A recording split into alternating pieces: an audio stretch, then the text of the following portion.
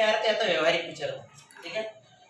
अब क्वेश्चन ऐसा देखो, ನಿಮ್ಮನ್ನು ಶ್ರೀರಂಗಪಟ್ಟಣದ ಸರ್ಕಾರಿ ಪ್ರೌಢಶಾಲೆಯ किरण कुमार ಎಂದು ಭಾವಿಸಿಕೊಂಡು नाम दिए वहां, तुम्हें क्या करने का, किरण कुमार का कुछ समझ को लिखना है। मैं एक नाम दे रहता है, एक स्कूल का भी नाम दे रहते हैं, वो नाम डाल को लिखना है। ಭಾವಿಸಿಕೊಂಡು ಹಾಸನದಲ್ಲಿರುವ ನಿಮ್ಮ ತಂದೆಗೆ, हमारे अब्बा हासन में रहते हैं, उनको ಶಾಲಾ ಶುಲ್ಕ ಅಂದರೆ ಫೀಸ್ ಕಟ್ಟಲು ಭರಿಸಲು 150 ರೂಪಾಯಿಗಳನ್ನು ಕೋರಿ ಒಂದು ಪತ್ರ ಬರೆಯಿರಿ। स्कूल की फीस भरने का एग्जाम की वो भरने 150 रुपए भेज दो बोल को रिक्वेस्ट करते हुए अपने अब्बा को क्या करना है, खत लिखना है। तो क्या है पैटर्न बोले तो पहले इस साइड आता है युवरिंद, फ्रॉम युवरिंद के सामने बाजू दिनांक है, कब की लिखने का, आज की तारीख लिखने का। ಈ ಕಡೆನೂ ಬರ್ತಾ ಇದ್ರೆ ಎರಡು ಪ್ಯಾಟರ್ನ್ ಅದ ಮೇಡಮ್, ಹಿಂಗೂ ಬರ್ಬೋದು ಹಿಂಗೂ ಬರ್ಬೋದು। ಇದರಿಂದ ಇಲ್ಲಿ ಈ ಓಲ್ಡ್ ಪ್ಯಾಟರ್ನ್ ಇದೆ, ಇದರಿಂದ ಈ ಕಡೆ ಬರೋದ ವಿಗೆ ಇಲ್ಲಿ ಬರ್ತಿದ್ದೀವಿ, ಅದು ಅಫಿಷಿಯಲ್ ಲೆಟರ್ದಾಗ ಈ ತರಾಗ ಈ ಕಡೆನ ತಗೊಂಡಾರೆ, ಎರಡು ತರದ ಹಿಂಗೂ ಬರಿಬೋದ್ರಿ, ನೀವು ಹೇಳಿದ್ದು ಆ ಪ್ರಕಾರನೂ ಬರಿಬೋದು।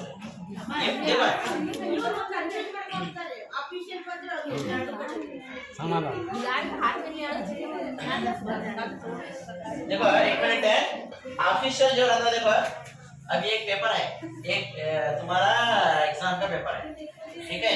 यहाँ फ्रॉम लिखे, यहाँ टू लिखे, ठीक है। फिर यहाँ पूरा सर मैडम क्या लिखे थे पूरा लिखो, लास्ट में सिग्नेचर तुम्हारा योर्स फेथफुली, ये पहले भी ऐसा हमें सब लिखता है इसको, ऐसा लिखे तो भी क्या गलत नहीं है। अब भी क्या कर रहे हैं, यहाँ लिख रहे हैं फ्रॉम भी इधर कर रहे हैं, ठीक है, यहाँ फ्रॉम लिख रहे हैं, यहाँ टू लिख रहे हैं और नीचे योर्स फेथफुली लिख रहे हैं। अभी ऐसा चले पैटर्न, ठीक है।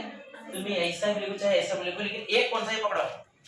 मैं ये बोल रहा हूँ, ठीक है मैडम, एक तरीका जो बोलते हैं वो तुम्हें फॉलो करना, ठीक है, दोनों भी लेकिन गलत नहीं है। तुम्हें कोई भी एक तुम्हारा एक पैटर्न जो तुम्हारे टीचर समझा वो सब फॉलो करो, ठीक है। अब कुछ जगहों पर ऐसा लिखा है तो बोलो मैं ऐसा लिखे सर। अब यहाँ तारीख लिखेंगे, जिस दिन तुम्हारा पेपर रहते है उस दिन का तारीख डालने का।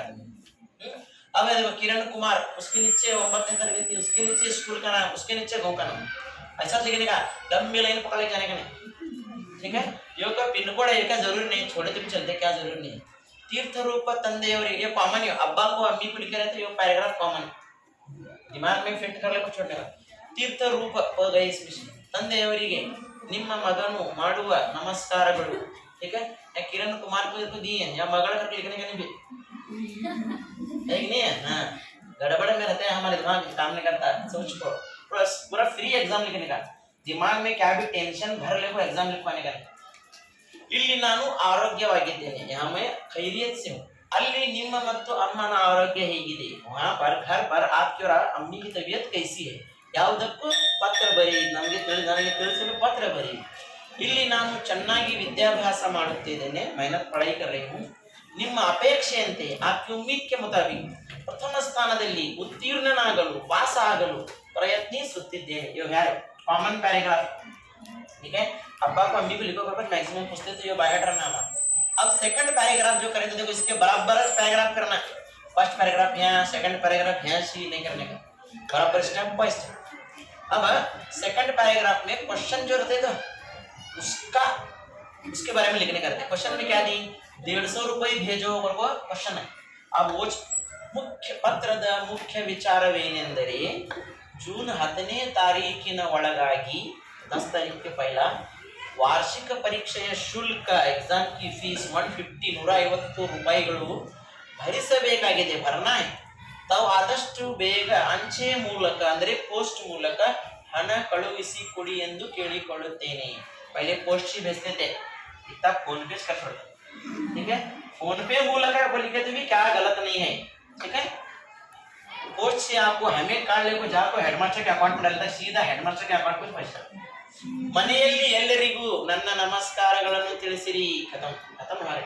ಉಳಿದ ವಿಷಯವನ್ನು ಊರಿಗೆ ಬಂದಾಗ ಮಾತನಾಡುತ್ತೇನೆ, ಖತಮ್। ನಮಸ್ಕಾರಗಳೊಂದಿಗೆ ನಿಮ್ಮ ಪ್ರೀತಿಯ ಮಗ किरण कुमार। यहाँ आते अब किसे लिखे था, हासन में रहने वाले उनका नाम है, और नाम नहीं दिए तुम्हें तुम्हारे पसंद से कौन सा भी नाम है डाल सकते हैं और निम्न तंदे सिद्धप्पनिगे करके लिखेंगे निम्न तंदे करके लिखे कौन सा भी नाम डालो एड्रेस कौन सी भी गली का कौन से भी जगह गाँव लेकिन हासन चल ठीक है तो हासन पर उन्होंने मेंशन करें ठीक है तो ये देखो पहला तुम्हारा नाम बाद में योरिंदा उसके सामने तारीख बाद में तुम्हारा नाम तुम्हारा गाँव का नाम बाद में ತೀರ್ಥ ರೂಪ ತಂದೆಯವರಿಗೆ ನಿಮ್ಮ ಮಗನು ಮಾಡುವ ನಮಸ್ಕಾರಗಳು ಮನೆಯಲ್ಲಿ ಎಲ್ಲರೂ ಹೇಗಿದ್ದಾರೆ ನಾನು ಚೆನ್ನಾಗಿದ್ದೇನೆ ವಿದ್ಯಾಭ್ಯಾಸ ಮಾಡುತ್ತಿದ್ದೇನೆ एक पैराग्राफ हुआ नेक्स्ट पैराग्राफ में क्वेश्चन क्या है उसका रिप्लाई देना लास्ट में नमस्कारಗಳು बाद में ನಿಮ್ಮ ಪ್ರೀತಿಯ ಮಗ या कॉमा दी या फुल स्टॉप दी या कॉमा कॉमा लास्ट पर क्या है फुल स्टॉप आता है ये नंबर की जरूरत नहीं तो ये क्या है कौन सा पत्र है खासगी नेक्स्ट आता है नेक्स्ट पेज ನಿಮ್ಮನ್ನು ಗೌರಿಬಿದನೂರಿನ ಈ ಗೌಕ ನಾಮ ವಿನಾಯಕ ಪ್ರೌಢಶಾಲೆಯ ಮಮತಾ ಕೇಲ್ ಎಂದು ಭಾವಿಸಿಕೊಂಡು ತುಮಕೂರಿನಲ್ಲಿರುವ ನಿಮ್ಮ ತಂದೆಗೆ मेरा अब्बा जो तुमकूर में रहते हैं ನಿಮ್ಮ ವಿದ್ಯಾಭ್ಯಾಸದ ಪ್ರಗತಿಯ ಕುರಿತು ಒಂದು ಪತ್ರ ಬರೆಯಿರಿ ये भी खासगी पत्र है हमारी पढ़ाई के बारे में बताते हुए अब्बा को लिखना है अथवा ನಿಮ್ಮ ಶಾಲೆಯಲ್ಲಿ ನಡೆದ ಶಾಲಾ ವಾರ್ಷಿಕೋತ್ಸವ एनुअल डे जो तुम्हारे स्कूल में हो चुका है उसके बारे में बताते हुए ನಿಮ್ಮ ಗೆಳೆಯ ಅಥವಾ ಗೆಳತಿಗೆ ಒಂದು पत्र बरेगी तो माँ बाप को लिखिए दोस्तों को रिश्तेदारों